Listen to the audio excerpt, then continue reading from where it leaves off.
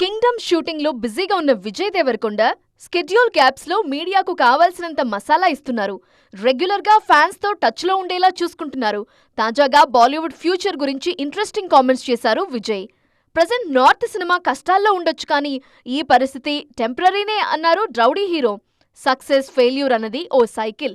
తప్పకుండా బాలీవుడ్ త్వరలోనే మళ్లీ సక్సెస్ ఫేజ్ లోకి వస్తుందని కాన్ఫిడెంట్ గా చెప్పారు. కానీ అక్కడే చిన్న ట్విస్ట్ ఇచ్చారు.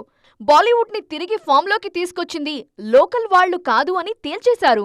అంటే మన పుష్పరాజ్ నార్త్ బాక్సాఫీస్ ని షేక్ చేసినట్లు, మన అట్లీ బాలీవుడ్ సూపర్ స్టార్ కి హిట్ ఇచ్చినట్టు సౌత్ దర్శకులే బాలీవుడ్ ని కూడా కాపాడబోతున్నారని చెప్పారు.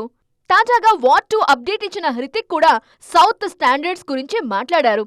ఇన్నేళ్ల కెరీర్లో జూనియర్ ఎన్టీఆర్ తన ఫేవరెట్ కోస్టార్ అన్నారు హృతిక్. తారక్ ఓ అద్భుతమని చెప్పిన బాలీవుడ్ హంక్ నెక్స్ట్ తనతో కలిసి డాన్స్ నంబర్ షూట్ చేయబోతున్నానని, కాస్త నర్వస్ గా ఫీల్ అవుతున్నానని అన్నారు.